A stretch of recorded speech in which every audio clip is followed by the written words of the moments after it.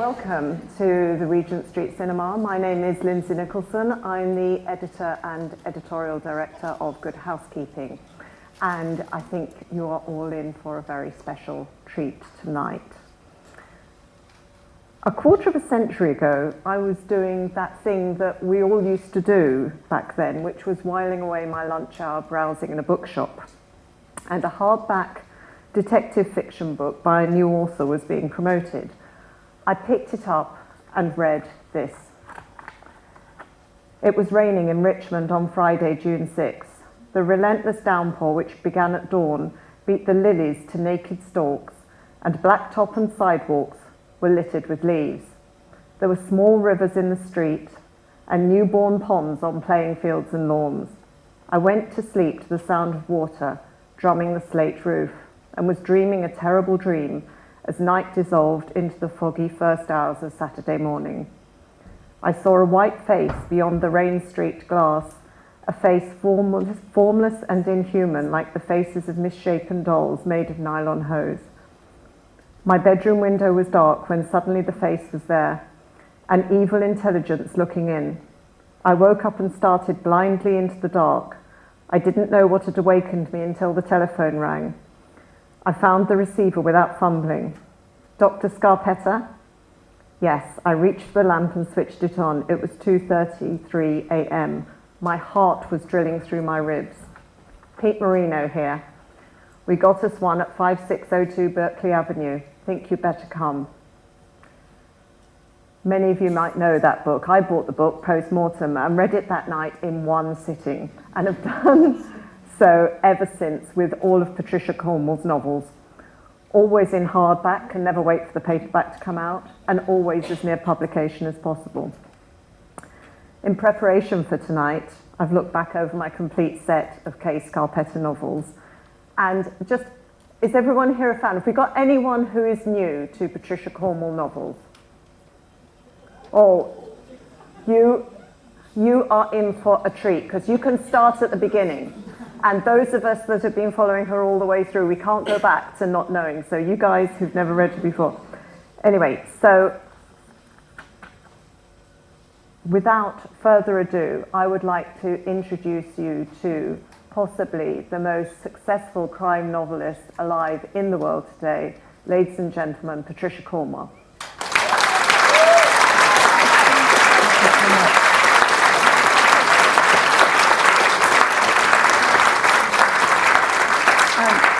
Is my mic, I'm going to make sure is my mic working. Your mic is working. Okay, who's the one who hasn't read any of my books? I heard that. There are a couple of ladies down here. They probably work for me, don't worry. So for those of us who do know the books, and I know everyone out there is probably very excited about the latest, the 25th? I think it's the 24th, and when I say I think, I'm not sure. If any of you know, I think it's the 24th, isn't it? I can't count. I wasn't good in math in school. But yeah, I believe it's the 24th. If it's not, it's the 25th. How about that?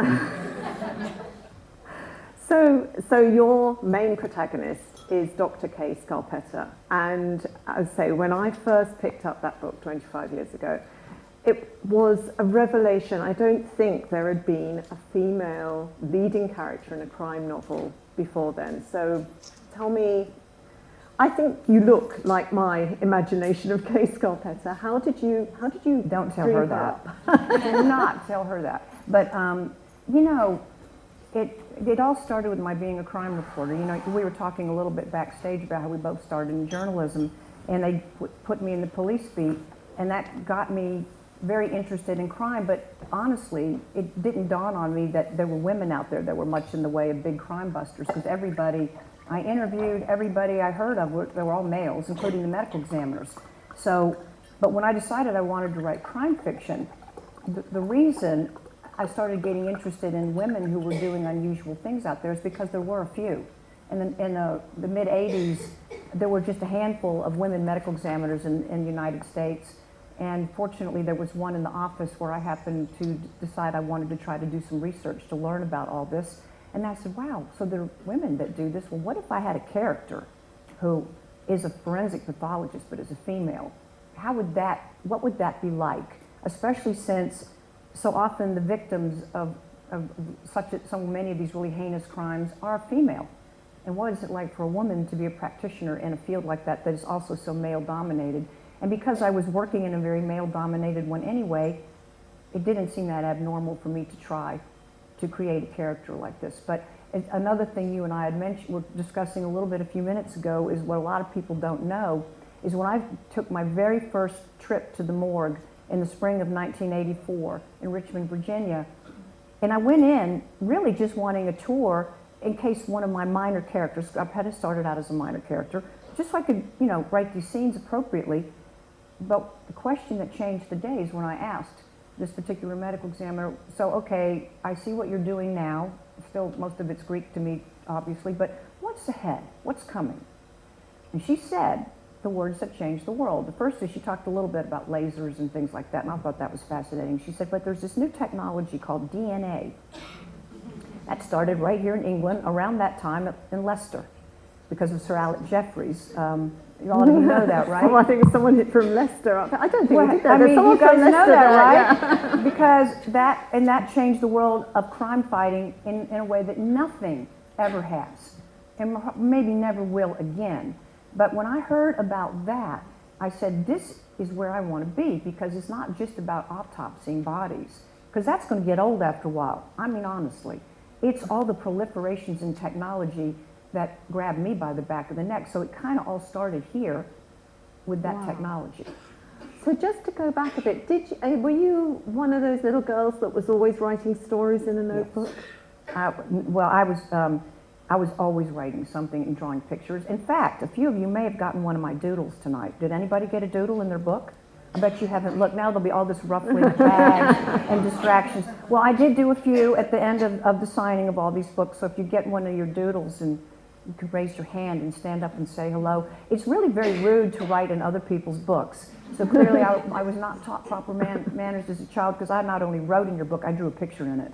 So, yes, I was always doing things like that as a kid. And then you started out as a journalist, but so did you take the job at the morgue in order to research, or was that did it just happen that way? I'm so glad you asked that, because most people have it backwards. They think that I went to work there and that's why I decided to write these books. I went to work there so I could write these books. I would never have entered my pointed little head to go work at a morgue when I was in college. In fact, I wouldn't go to funerals. I dropped computer science, I dropped chemistry, and then I became a computer programmer in a morgue. So tell me how that happens. So never say never, but that was just something I wanted to do, to learn about it. It was not a choice that was a professional one, that I wanted to actually be in that environment.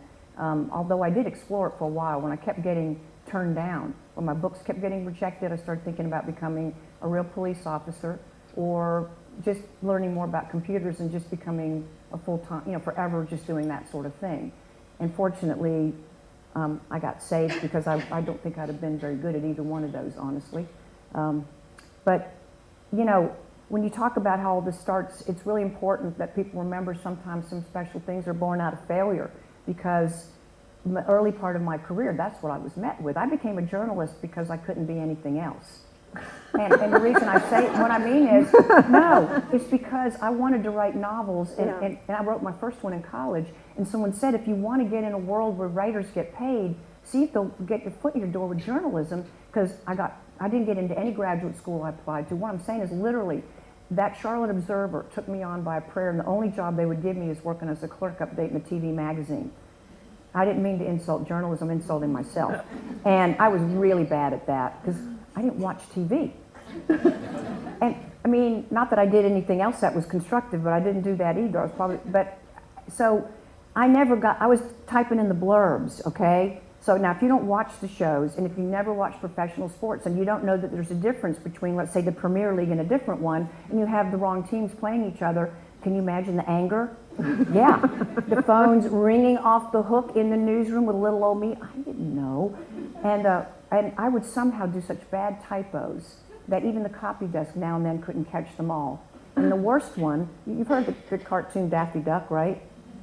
Well, if you accidentally hit an F instead of a D, on not the Daffy, but the other word. That was a good one, and it made it into the magazine, and I think the ratings were rather high that morning. But so, I started out just kind of eking my way along, and then I'd write any story anybody in the newsroom would let me. And first 3 books turned down. The book in college, of course, turned down. Didn't get into a single English graduate school. And then when I wrote Postmortem finally, that was turned down for almost a year before it was barely taken on. So the moral of that story is rejection is not necessarily a measure of your worth. So for anybody else who can relate to that, just remember I said it. Yeah, absolutely, absolutely. So Kay, one of the things I love about Kay Scarpetta is that she's quite vulnerable underneath, isn't she? She's a medical examiner. She's got degrees in medicine and in law, and she solves these dreadful, heinous crimes. And in the course of a very tight-paced thriller, we do also see flashes of this quite vulnerable woman. Would you say vulnerable? No, she's human. Human. Yeah. She's human in a world that doesn't allow her to be, and that's what's interesting about her as a character, and something I want to scratch the surface of more as we go along. And if you're up to date, except for the few of you who've not read any, I'll keep pointing at you all night. But if you get up to date with it, you'll see that I get under her skin more and more, because we know so much about the procedures of forensics, I mean, I'm always going to show you new things, so don't be disappointed. There's something in here, this book you've never seen before. So, but what's most interesting now is her. What is it like to be this woman? What drives her? What does she feel like? What does she think about when she's taking a shower and nobody's there to be? Does she ever cry? Is she sad? Does she get angry and want revenge? And what's really goes on with this very politically correct person? Because she kind of is. I'm not, by the way. But and so that is worth exploring. And yes, she is vulnerable in that she has feelings about things. And the reason she has this tiger by the tail, which is her career, is if she ever lets it go, then what is she going to do with the aftermath for her psyche? So when people ask me, is she ever going to quit, I say, how could she? No. You can't. No. I can't either, really. I mean, it might quit me, and it will someday. I mean, I am getting a little long in the tooth here, but you know all this stuff, you have to do something with it. And when you've seen enough death and tragedy, and you always are researching it because you can't help yourself anymore, you got to make something out of it that's constructive, or it just festers inside of you. So I think for her, sure, it's had an impact. She is like a very fine piece of leather that has range marks on it, but which makes her interesting too. Lovely, lovely analogy. Are you perhaps then more like the other main female character, which is her niece Lucy? Not really, because I had to do a lot of the things Lucy does to learn. I mean, I have to drive Ferraris. It's terrible. But seriously, some of the things that Lucy does are not a whole lot of fun. Riding motorcycles is probably one of the scariest things I've ever tried. And when people out there who are good at it, I so take my hat off to you, because there is not a bike that I haven't dropped. And in fact, I had to have wrist surgery, not from doing anything cool, but from dropping my motorcycle and being so stupid, I didn't let go of it. Well, when you got 600 pounds right here, let go. So, I do these things. The scuba diving is because Scarpetta does it. So, and then, but Marino, I do his things quite naturally. I'm a slob, and I like really bad food. Stuff is really bad for you. See, I've got this so basically we've got Kay Scarpetta, who's a very intelligent, very cool, very well qualified, very principled woman. We've got her daughter Lucy, who's sort of a bit of a loose cannon, isn't she? Perhaps she's her niece, but she's kind of her daughter. Oh, sorry, yeah, niece. She is her de facto and she daughter. flies the helicopters and things. Then we've got Pete Marino, who's the unreconstructed policeman. I was just going to say, I'm a little bit in love with Pete Marino. Oh, well. And I know we're not supposed to be in love with him, but I think I'm trying to make him more lovable with time. He went through a bad phase. You guys probably know that. And I got a lot of crap for it, too, as much deserved, I might add. But, I'm trying to make him a little bit more into more of a modern cop. I started out riding with police my first time I rode with the police was, I think, 1979. I wasn't born yet, but I did it. And there was a very different era for policing than today. where more and more it's becoming what it should be, which is a highly respected profession where people have to have tremendous levels of expertise to work in this very difficult world and to navigate it and protect us. But Marino, I understand, listen, he doesn't have any super skills like Scarpetta and Lucy and even Benton Wesley do, and a lot of other people. So I'm a good journalist. I report on what the really smart people do by doing the research. But if you think I know how to run a transmission electron microscope like you're going to see in this book, that's like going in a spaceship. I don't know how to. I couldn't work it myself, but you'll think I can because I fool you. But I'm not one of those real people who can do that. And you mentioned Benton Wesley, Kay's husband. So do you want to talk a little bit about him? Well, the best thing about Benton Wesley is that he is a psychologist and he's very intuitive, and he works for the FBI, but he's not like your typical FBI people. He's just not, I'm being honest. And he understands her, and he knows how to be quiet and to just let her be when she needs to be, whatever it is. And like a lot of people think Scarpetta should get with someone else. I mean, you guys all have your opinions about her love life, and even I do, but by the way, she doesn't listen to any of us. So, but he is really, I think he's the perfect balance for her. And as an author, as a writer, I can tell you that balance is really important when I'm working on these books, because for a while, when he was gone, because I thought he was dead, and then you guys let me know he really wasn't, and that was very helpful, thank you, because it was really getting tedious dealing without him. It was difficult because she was so sad and lonely so much of the time, and I didn't know how to fill that as her caretaker, so to speak. So thankfully he was just gone for a while, and now he's back and it's all fine. I like that. Your characters, you're their caretaker. I am their caretaker. And when people, if I think they're dead, I always try to make sure, and usually my fans let me know if they're really not. And that's happened more than once now, I'm sorry to say. It's getting to be rather embarrassing.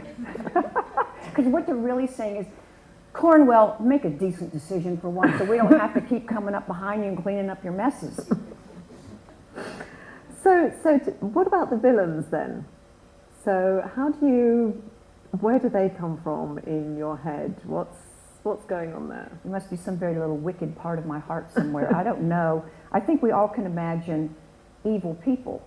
And I think particularly with a couple of the sort of super villains, the Cary Gretchen, Temple Galt type people I've had in these books, what I'm really playing with is sort of the idea that they're the opposite extreme of what the good characters are. If you imagine a Lucy who is diabolical, because Lucy's close enough to the edge, we all know, but really truly a diabolical person, that is what you get with a Cary Gretchen. They're almost, and so it's all almost like a parallel universe. You have people who are supremely decent, risking their lives to make the world a better place, and then you have people who are total opposite of what they'd be if they had no heart or soul.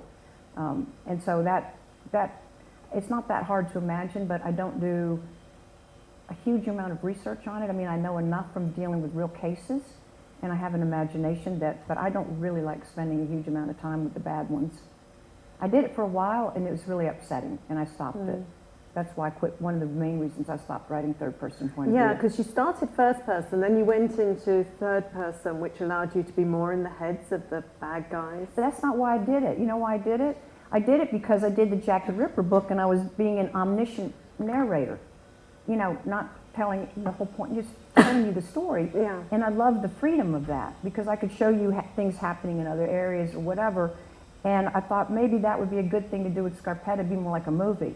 It wasn't because I wanted to get in the bad guy's head, and then what happened is, you got to get in the bad guy's head. So I did it for a few books, but the last time I did it, I can't remember which book it was, where I absolutely would not go into the bad person's head anymore.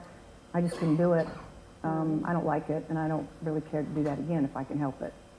But you did spend quite a lot of time and quite a lot of money researching Jack the Ripper. Well, that's different. Now, that's very different. First of all, I'm not making him up. So I'm not creating a monster. He's already created himself. So I'm simply reporting on him by doing the research. And that I'm happy to do, because while I won't create monsters, by God, I'll catch them. So that's what we tried to do with Mr. Ripper. And I say we, because it's been a huge team effort, not just little old me.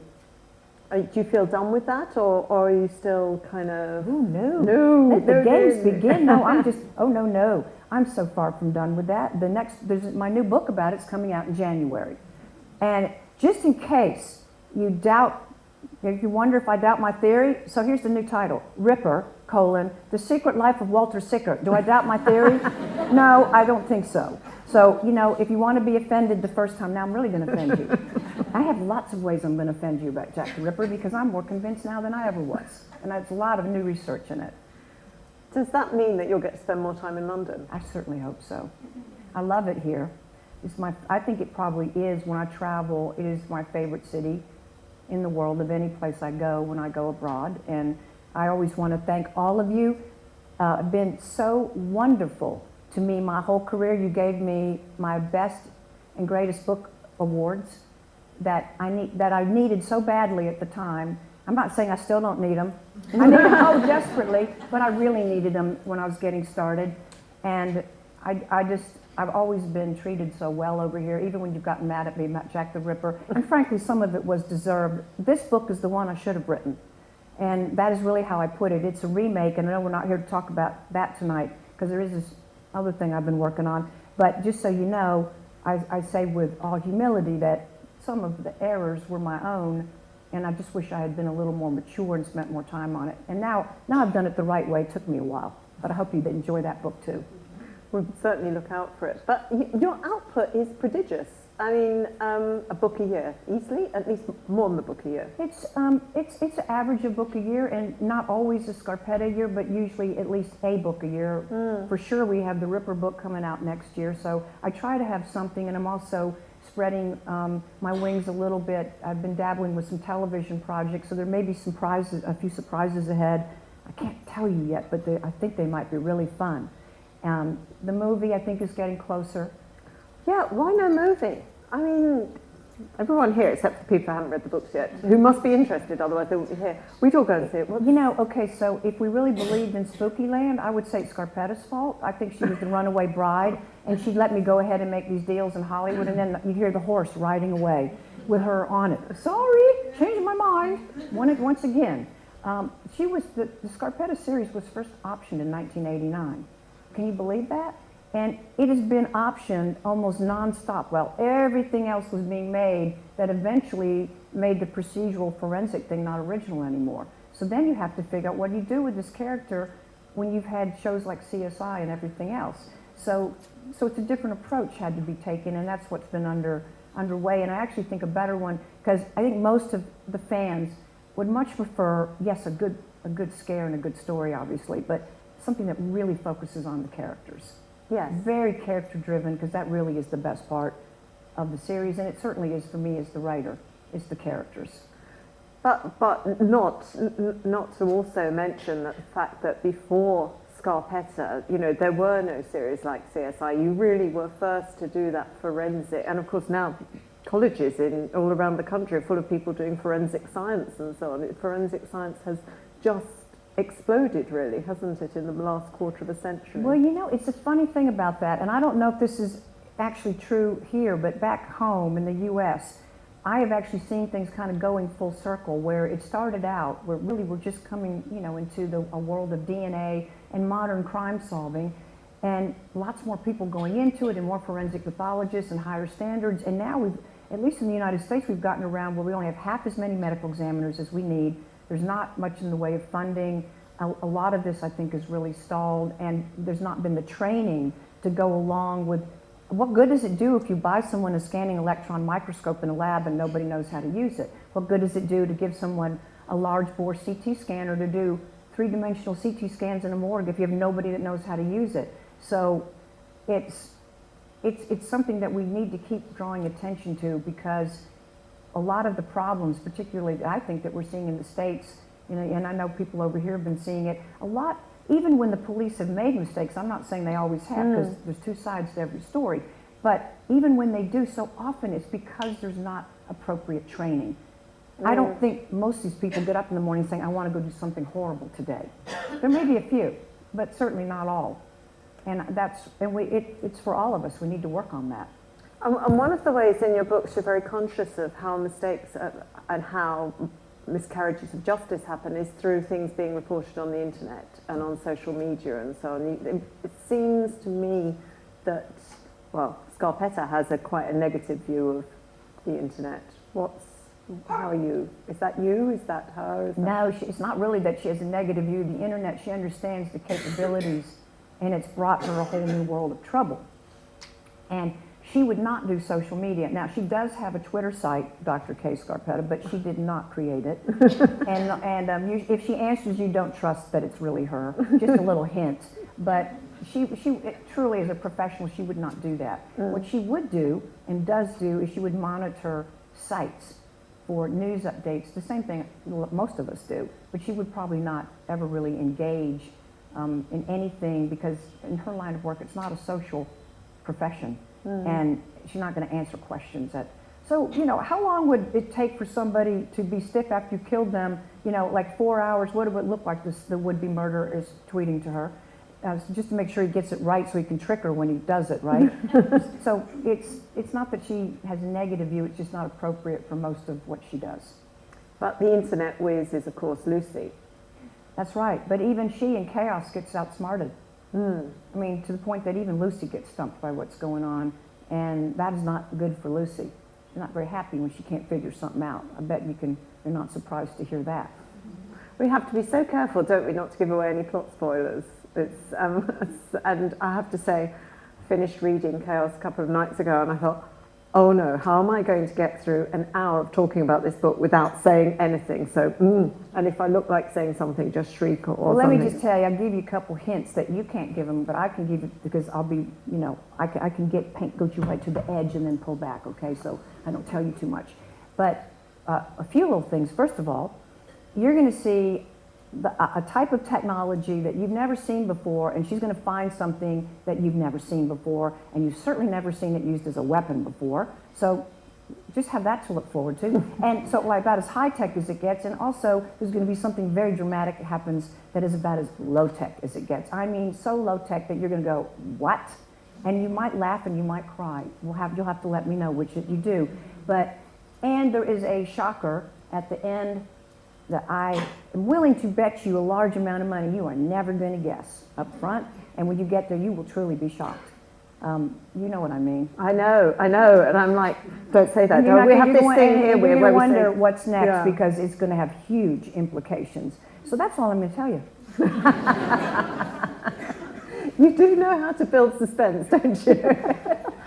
So, but how do you write? I mean, you do all this, you fly helicopters, you drop motorbikes, you keep up to date with the forensic stuff and so on. How do you have time to write? I don't have as much time as I'd like. That's the honest truth. And I'm not a good multitasker with Scarpetta. Like if I'm doing here right now, having so much fun with all of you, she usually doesn't come with me. Like, she was in my suitcase somewhere. Where the hell is she? So there's no point in opening that file because she's not going to help me out. You have to really have a lot of energy and full attention. And at certain periods during the year when I really get fully engaged in a book, I usually have to just isolate myself for a little while. I go away on and off for weeks at a time. It's not very fair to Stacy, but she's a good sport about it, so I can just do that and really nothing else. When the minute I get up, I go to my desk, and other than going out and walking and taking time to eat, that's pretty much all I do until I go to sleep. And then I just live in that world until I get through the story, because I don't know what the story is until I'm done. You don't plot it all out beforehand and say, right, chapter 17, I'm writing such and such today. No, I don't know. It's sort of like working a case. It'd be like saying, okay, so I'm going to go interview so-and-so because I'm sure he's going to confess and tell me about the bullet that's under the dresser. Well, if you already know all that, you probably don't need to talk to him. So I don't know until they show me. I have ideas, but I didn't know Scarpetta was going to almost get heat exhaustion at this crime scene. Another hint where she's struggling with about to throw up, and she's like, oh my God, I will never live this down as long as I live. Kay Scarpetta getting sick to her stomach at a crime scene because it's like 100 degrees outside. She does okay, don't get too worried. But she does do something naughty to somebody else later who's a jerk. Yeah. Can't tell you about that either. But she's very sensible, isn't she? She keeps saying, drink more water, drink more water. She talks herself through it. Well, she's sensible till Benton shows up, and then he has news she's not expecting, and then that's partly why she doesn't do so well. I can't tell you what that is either. The news, can't tell you. This is not fair to them. You realize? No, I know. We're not having an interview. We're teasing you. That's not what you signed up for, is it? Let's talk about a non-controversial bit in the books then, which is the food and the drink, which I absolutely love, because in the middle of these and it's moment by moment, it's heartbeat by heartbeat, then there will be a moment where Kay and Lucy and Benton and Marino have a lovely Italian-based meal together. And I really love those bits in the book sometimes it's a pause in the middle of all the kind of scariness. Sometimes it's towards the end. Are you a great cook? Is food important to you? Food? Well, I had stumbling because I kind of used to be a great cook until I met Stacy. I actually published 2 cookbooks and asked me how much I get in the kitchen anymore. This is Stacy, by the way. Well, you know what she does? She'll say, it's okay, I don't want to get in your way. Oh, no, you could come in and help. And but if you just move over there, and I go, forget it. I can already see what's happening. And, she's a very much in charge person. She runs a laboratory. She runs me. Somebody needs to. But the cooking, to get back to the more serious subject of it, in the work, yes, feeding people. It's really a communion. It's an irony. Think of it. If you were around Scarpetta, what you'd be mostly aware of if she's working is her hands. And they're going to have gloves on them, of course, when she's in the morgue, and they're going to look like they might have had gloves on them when she's typing. I remember in the old days when people always were wearing the talc line gloves, which are so awful. And so often, somebody like a Scarpetta would have just a little residue of talc still, and you knew what they'd been doing. But those same hands are making homemade bread and pizza crust and crushing tomatoes and garlic and picking basil in the garden and oregano and tending to her roses and tending to her people in a totally nurturing and very artistic and rather beautiful sort of way. So that's why it's important. It's because, you know what, I always say, you may think that my books are about death, but they're not. They're about life. They're about life in the face of death and what we do in the aftermath and who the heroes are when we deal with the hardest thing that any of us will ever have to face, whether it's with us or someone else. So that's a hard world to write about. So I want an Italian that's full of life with music and flowers and wine and music, and maybe gets drunk now and then, or maybe more than now and then. So your first 3 novels, which weren't published, were they also crime thrillers, or was this? Well, they were crime. I don't think anybody called them thrillers. They were crime sleepers, more likely, and they are in boxes where they belong, and they were learning exercises. It was weird when I was doing them. I knew it wasn't working, but I couldn't figure out why. I did elaborate amounts of research, and I was working full time in the morgue, Emmy's office, and I spent a year on each one. Well, let me tell you the titles, and maybe you could tell me why they didn't work. The first one was called The Stick Doll Murders. The second one was called The Murder in the Lost Hundred, which is an archaeological term, and the third one was The Queen's Pawn. Now, you might gather that those were puzzly, kind of mystery type things, where you're sort of, imagine a little P.D. James, a little Agatha Christie, a little Dorothy Sayers with a 20-page autopsy right in the middle. And you go, what? With motives like buried treasure and archaeology sites and terrible secrets instead of serial killers. And so finally, when the third one was rejected, this very nice editor who had rejected me 3 times, I was by now into the Stockholm Syndrome. I would be nice to anyone who abused me. So I decided to call her just because she'd abused me 3 times now, because that's what you do when you're a victim. And honestly, though, I said, listen, I apologize. I know you're never supposed to call someone who rejected you, but please tell me, should I quit? And she even knew who I was. I'm surprised. She said, no, you shouldn't quit. I said, well, then what's wrong? Now I got a little aggressive because she didn't tell me I was a loser. And no, she said, really? She said, let me just ask you something. She said, when you go to the medical examiner's office every day, what you're writing about, is that what you see there? And I said, no. She said, well, I want to see what you see. And I went, oh. And then she said, that female medical examiner, what's her name? Scarpetta, the minor character, she's kind of cool. Why don't you make her the main character? She had a guy. And he, you want to tell you his name? It was really terrible. No, tell us the name. Joe Constable. I mean, did I deserve to be rejected or what? Yes, that's a big yes. And Scarpetta finally elbowed me out of the way and said, will you just let me take over? You silly goose. Listen, here's the thing. You're never going to amount to anything. You have nothing better to do than to be my Boswell, to Samuel Johnson, so to speak. Just be my muse and follow me around and you'll be all right. So I said, okay. And that's what I've done. Wow, that's really what. So I did. I took her advice. You know, the funny, the aftermath of that story is I wrote postmortem.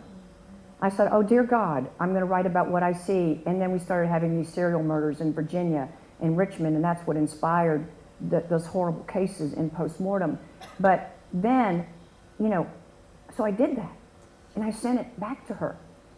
And she rejected it again. Oh, no. And it turns out she never read it because she thought it was a remake of one of my earlier books. So that publishing house passed on the Scarpetta series because that same person didn't bother to read my fourth try, even after I did what she told me. Oh, well. The rest is history, as they say. So do you read yourself other than crime? Do you even read crime? Where are your tastes? Was it always crime for you? Do you enjoy reading? No, I never read crime, ever. When I was hired as a police reporter, I came from a little teeny town in North Carolina that across the board every year had a 0 crime rate. You didn't lock your doors. I mean, I was afraid of everything, and Halloween was my favorite time of the year. But in terms of being afraid of legitimate threats, it was a safe place. So, and I'd never read a murder mystery. I did not read Nancy Drew or any of that kind of stuff. I read books on archaeology and weird things like that because I was fascinated by digging things up. I bet that doesn't surprise you. and I would do things like that, digging things up, looking for dinosaur bones or gold in the creek or who knows what. That's the kind of things I was doing while other people were grooming their intellects. And then I got into sports. And I was playing tennis and I wasn't really reading books very much. So when I decided to write crime novels, I'd never read a single one in my life. Can you believe that? And the first I can tell you the first 3 I bought. I bought Agatha Christie's Sparkling Cyanide in paperback secondhand. It only was like 90 cents. I got Dorothy Sayers, something Abbey. I can't think of it. It was a Dorothy Sayers book. And then P.D. James' The Dark Tower, I believe it was called, or Dark Tower, Black Tower, something like that. So no, can anyone help? Black Tower. And the Dorothy L. Sayers one? I probably have the title totally wrong, but it was Dorothy Sayers. So I read these 3 things, and so I said, okay, so that's how you write crime fiction. And then I tried to figure out how you work that with going to the morgue every day. And so you can understand it was neither fish nor fowl. It was just kind of awful, really, and weird. But you know, that's the way that all happened. And the reason I was making up these fanciful stories is it was too painful for me to write about what I was really seeing. And then when I realized that was the only thing that was going to work, I was faced with a dilemma because I didn't know if I could do that. Because I thought, I've gone from being a police reporter to not wanting to ever tell the media anything that goes on in this place because now I'm one of them. I'm on the side of the cops and the MEs, and now I'm supposed to write books that tell the truth about violence that I see every day and put my hands on. How do I do that without being a bad person? How do I do that without adding to the problem? And so, I heard somebody over here, it was actually a New York Times article, and I don't remember who gave this quote, but somebody gave the quote that it's all about you condemn instead of celebrating.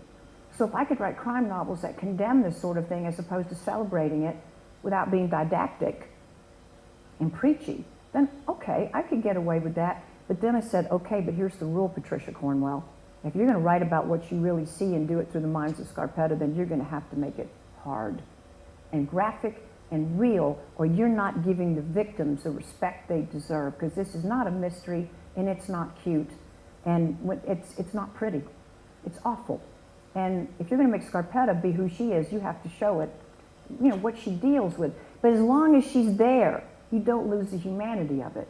And that's what works. And when you take her out of the mix or do the third person like I did for a while, it suddenly, you don't feel as protected anymore. And now, wow, this is hard stuff. So it is quite hard even. I mean, I have to say the gruesome bits I read like this. Ooh, let's get to a nice meal. Yeah. So when you were working at the morgue, were you actually in on postmortems? Is that what you saw? Or is that what you experienced? Well, my job was to actually do the computer programming and all of the statewide statistical retrievals, which did not take up all my time, and do technical writing when they needed it. But what I would do is hey, you want to get to know how to do something, volunteer. And I would just say, listen, if I can do anything to help, I'm available. I don't care if it's cleaning floors, washing windows, just let me be here. So they said, we could scribe for us because, you know, their hands are all bloody and they're trying to write all this stuff with their clipboards, the little nasty piece of string and a little pencil or pen tied to it. It's quite a gory sight. It's quite awesome, really. But, you know, it's just, wow, it's so dramatic.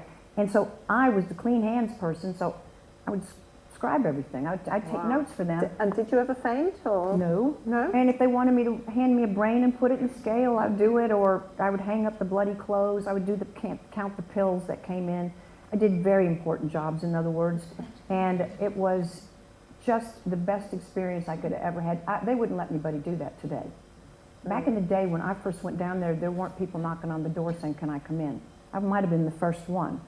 Nobody was asking for tours of the forensic labs or to watch autopsies, and it took me a long time to earn my way up to watching an autopsy. They didn't let me do it at first.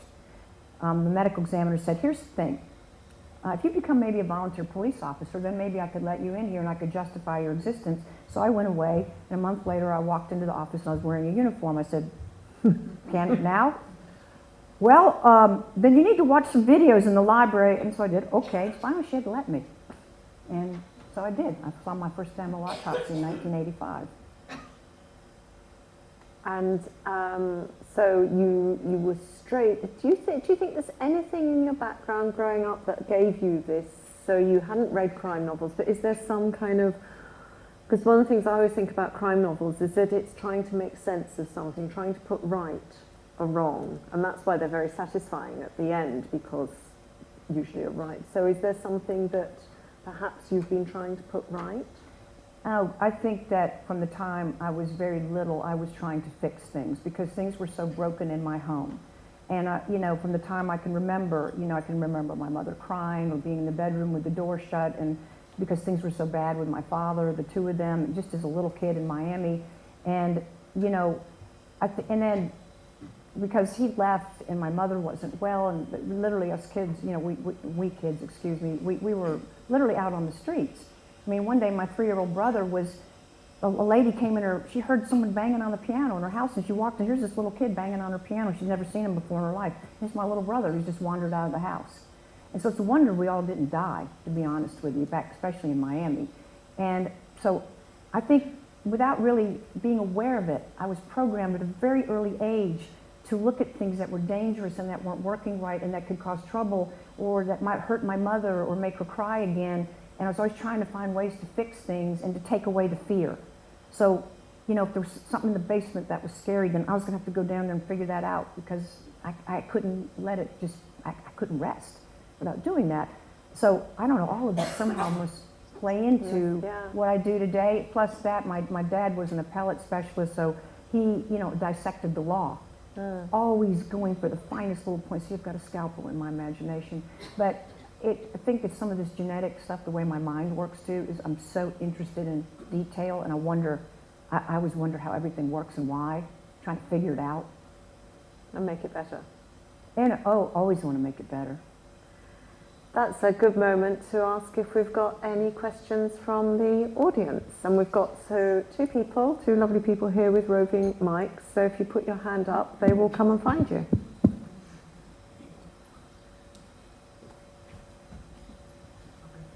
Hi, I'm Chantal. Hello. I've been reading your books for over 20 years, and at the same time I was watching things like Silent Witness.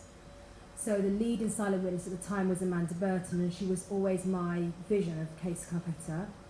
As the years have gone on and I've wondered who is a more modern Kay Scarpetta, I think if I was to ever imagine a TV show or a movie, in my mind I would want someone like Rosamund Pike to play her. But who is your ultimate Kay Scarpetta actress? You know, I honestly don't have an ultimate Kay Scarpetta actress.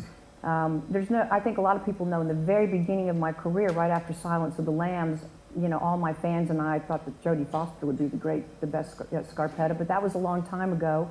And in terms of today, one of the reasons she was very interesting back then is because she's so strong. And now there are a lot of really great actresses, really strong ones playing really great roles, and this would be a particularly great role. I think there's a number of people who could do this and do it really well. The most important thing to me is whoever plays Scarpetta is that we're not so mindful who that person is we don't believe it's our character, you know? That we all want to feel like, oh my God, there she is. And that's going to be bizarre for me too. I've never seen her. And, you know, it's going to be really weird.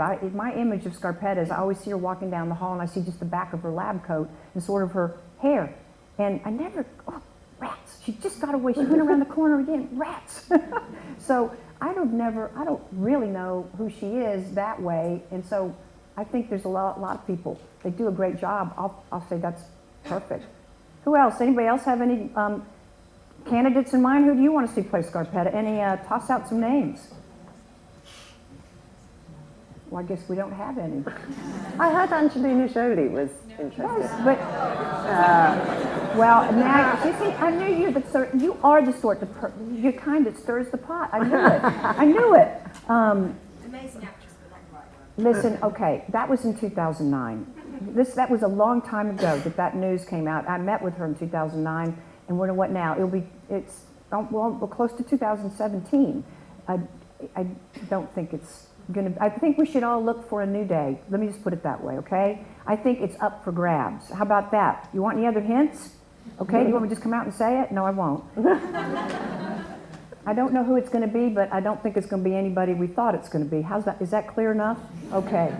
Whew, we can move on from that one. Who else has a question? I don't bite. Microphone here. How old is Kay Scarpetta? How old is Kay Scarpetta? Nowhere near as old as I am. I stopped aging her about 10 years ago, so she hovers in the 50-ish range, which means she could look 40, or she could look 50, or she can look anything you want. How about that? Because she's not subjected to the same laws of physics that I am, unfortunately. One of them being gravity, I might add. So she's whatever age you want her to be. Do you have a wish? Uh-oh, is that your wife next to you? Oh, yeah.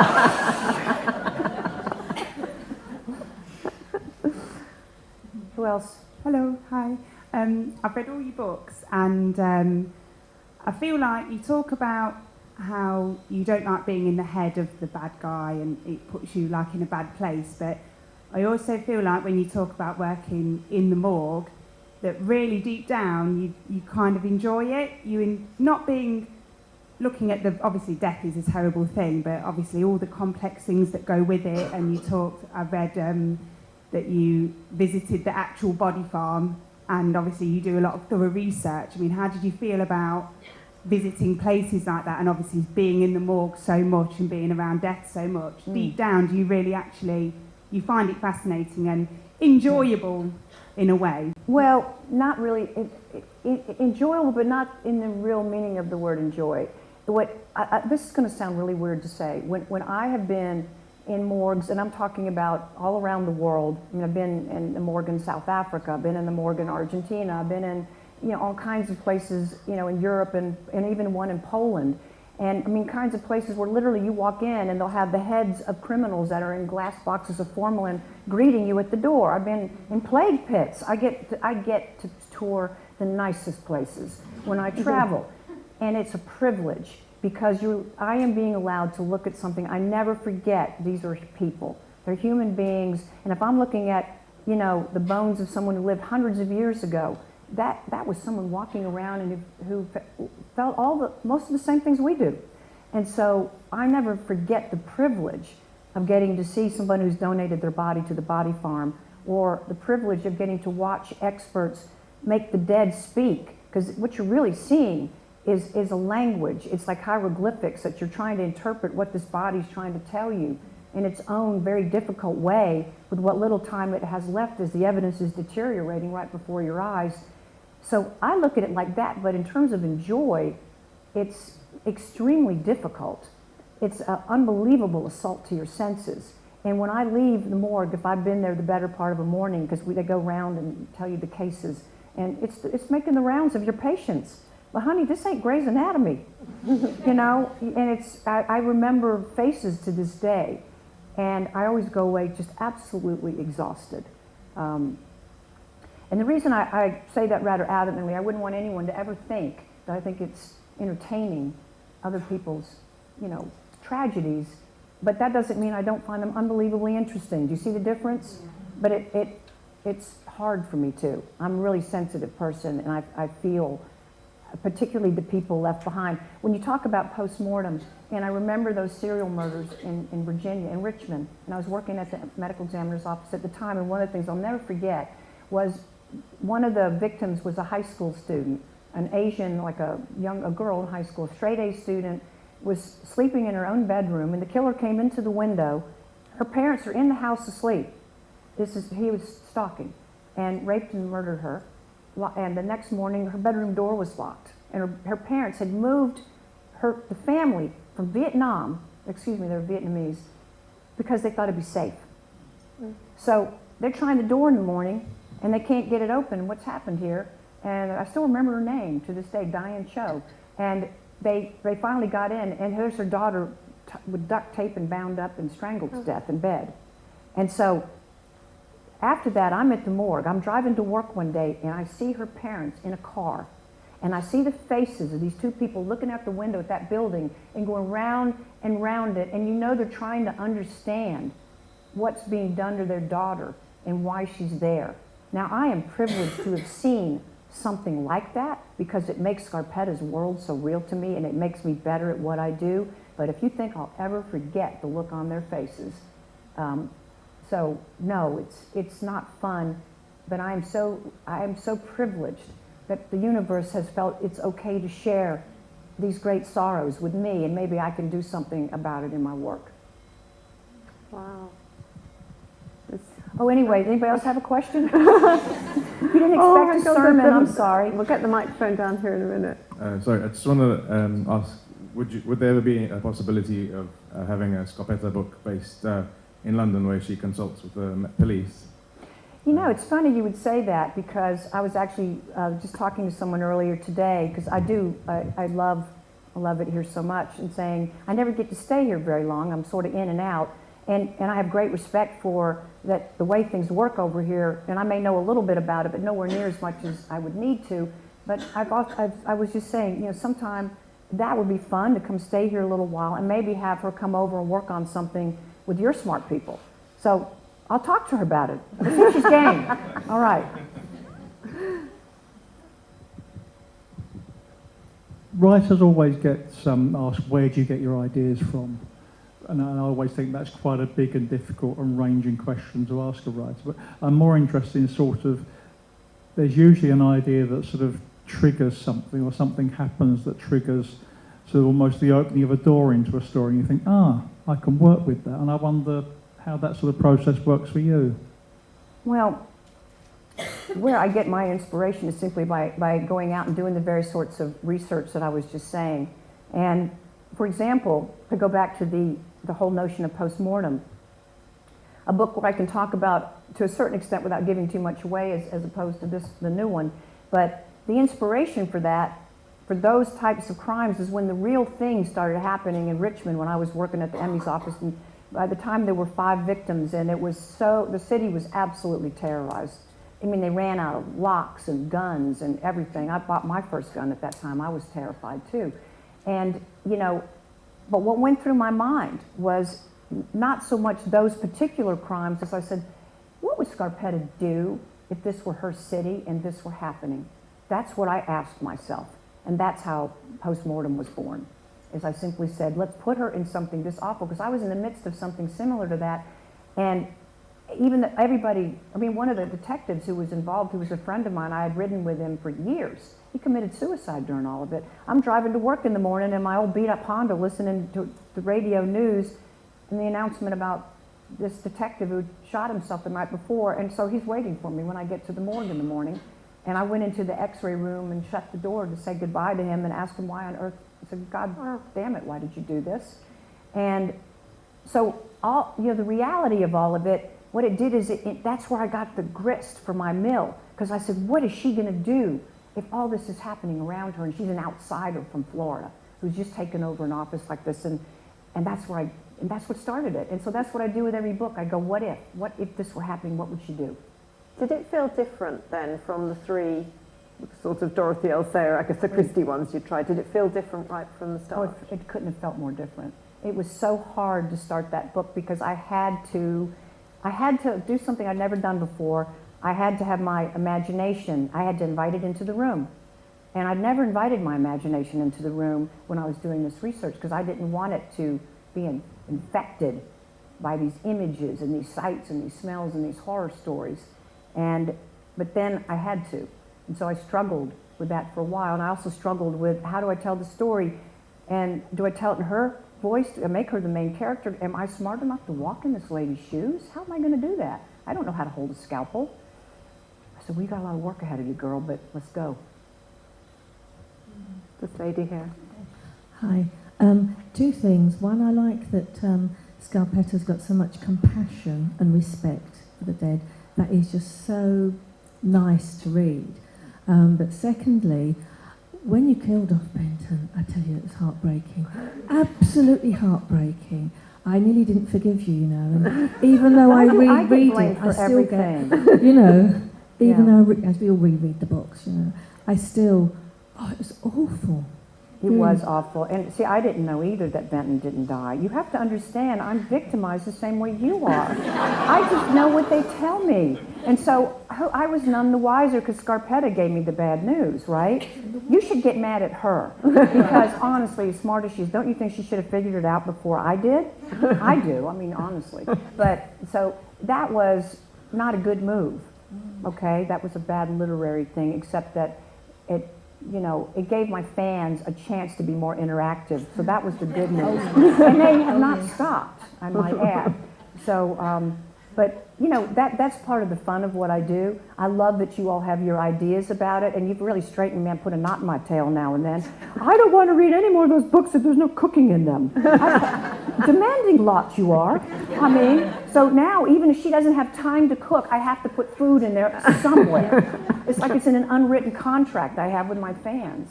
So. Yeah, I've got a couple of your cookery books, and I'm trying them out, but just reading, you salivate when you're reading about her cooking.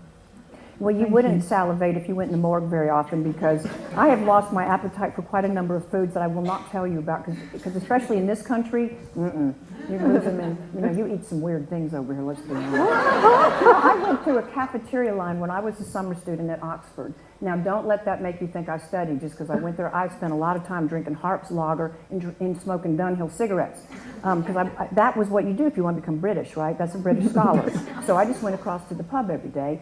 But anyway, I was going through this line, and they were asking me what I wanted in the university cafeteria. And I said, what's that? And the lady goes, and she wasn't flirting. It was like, yeah, I thought I saw something that looked like a little tonguish on that. No, and so, anyway, I don't want to talk about this food anymore in the context because I don't want to ruin it for somebody. There are people who like tongue sandwiches, I think, don't they? Yeah. Oh, we eat worse than that here. Okay, let's just move on to something else. Have we got the microphone somewhere now? Can't see. Hi. Hi, Patricia. Hello. You mentioned how difficult it was to get into the mind of baddies, and you even used the word evil. And I'm just interested to know, because to my mind there are very few novels written where the protagonist is the perpetrator of crime, and the two that spring to mind are American Psycho, which is very extreme, and Lolita, which nowadays is obviously slightly non-PC. But you also talked about everybody being a human being. And I just wondered, have you considered ever writing a novel from where the protagonist is the perpetrator from that point of view? I probably would not ever do that, write a novel where the perpetrator, because it would have to be Dexter and someone already did that, you know, because that's I mean, I'm all kidding aside, that show, I don't know if any of you saw it, but you can't, I mean, he wasn't just all bad. I mean, some of these people had it coming, let's be honest. You know, but seriously, I think that, and that's kind of been done with Thomas Harris and Hannibal Lecter. And by the way, now that would have been a very interesting psychopath if you're going to inhabit the mind of somebody, because he's also very highly evolved. You know, I mean, it's a fantasy version of something, and even his cannibalism is not so distasteful when it's Hannibal Lecter. But I don't think Scarpetta, I think she might fire me. It might be in my contract that I can't do that. I think that'd be a very dark place for me to dwell. I don't like to watch people die. And you know, when I had to do this, if you're getting the minds of the killer, then at some point you know what happened. Scarpetta figures it out through what she does, but it's different when she conjures it up. And she puts it back together again. It's nowhere near as painful as watching someone suffer and be terrified. So I just don't really like that, and I can't watch it on TV very easily either. That's the truth. So I don't think I'm cut out for doing that. I'd rather just hang out with her if that's okay. Thank you. We've got time for 2 more questions. Where is the microphone now? Sorry, it's very hard to see with the light, so just wave. Hi. I think you're really inspirational, firstly. I think you're fabulous. Thank you. And I'm just wondering, I love Kay Scarpetta, but I'm wondering about your theory about Jack the Ripper, how convinced you are about it. I know you have another book coming out. I do have another book coming out, as I mentioned, and I think all of you are going to have a lot of fun with this. I mean, Jack the Ripper, I got really irritated with it for a while because it just was so relentless and it was so negative. I mean, as a lot of you know, it just created so much negative attention, and I never saw that coming. I wasn't prepared for it. But then as I kind of got way past that, I mean, it's been a lot of years. I started that in 2001, so it's been a long time ago. But now, no matter what, I still think it's one of the most interesting cases there's ever been. And I think even if some people finally believe they know who did it, it's not going to stop it from being interesting, because there's so much we still don't know. How many victims, who, what was really being done? Is there anything out there somewhere that people just haven't found, like letters in an attic? Or, like if you look, I'll give you a good example. One of the Jack the Ripper letters has a woodcut where somebody carved a Neanderthal, really well done, very artistic, into a block of wood and did a woodcut. If you can see it, if you look at the Ripper letters, it looks like a sketch, but it's not. When you look at it under a magnification, it's a woodcut. Now, wouldn't it be great if someone found that woodcut somewhere in an attic and it matched the thing on the Ripper letter, especially if it had once been something that belonged to Sickert, or maybe somebody else, and then I have to eat crow, as they say. But I'm prepared for that if it happens. I don't think it's going to, but if it does, okay. So it's a great case, and I never would have chosen to get into it. It's very accidental that I did, but I feel incredibly lucky that I've gotten to dig into something as historical and just incredibly interesting as this case is. Where are the microphones? They gone back to their homes? Yep, okay. So, Patricia, that's been amazing. I don't think possibly we would ever have any other occasion where so many people are gathered in a room who have read, like I have read, and I know many of you have, 24, 25 books by one person about one character, and I think we could probably talk about Kay Scarpetta all evening, but I know you've got a very busy schedule. And for me, 2 memories from this evening will really stay with me for a long time.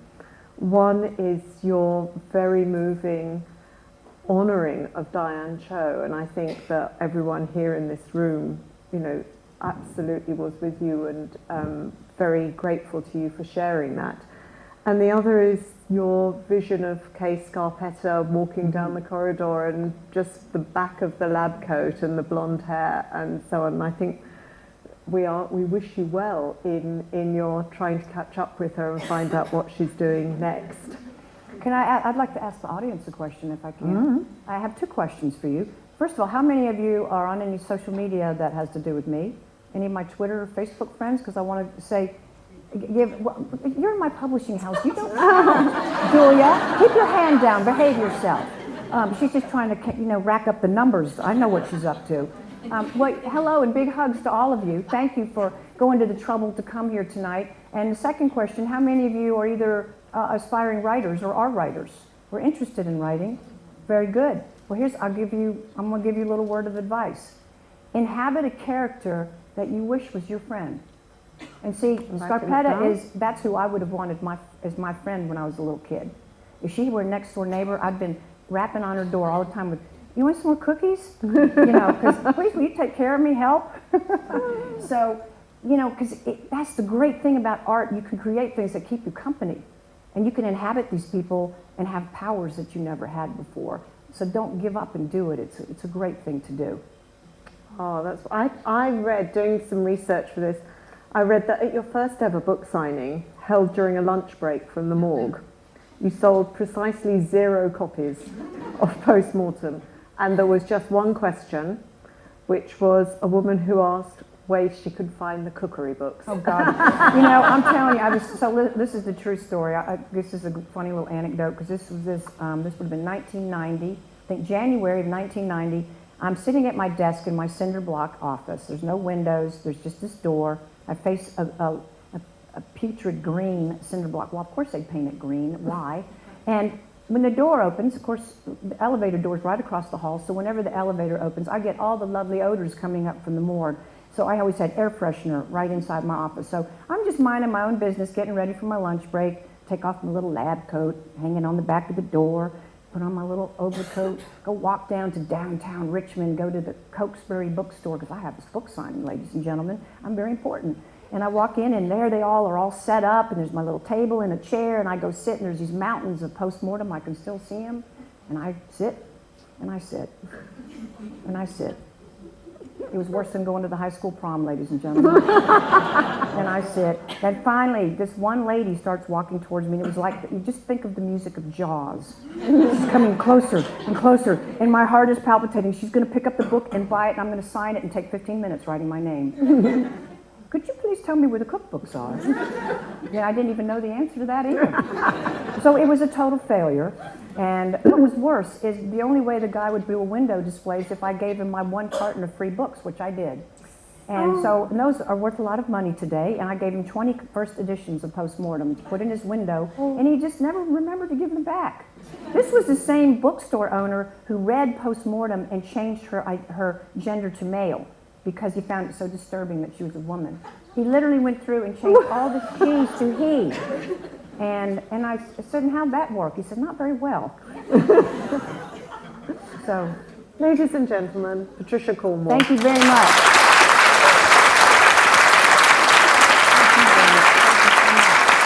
Thank you. Thank you. Thank you.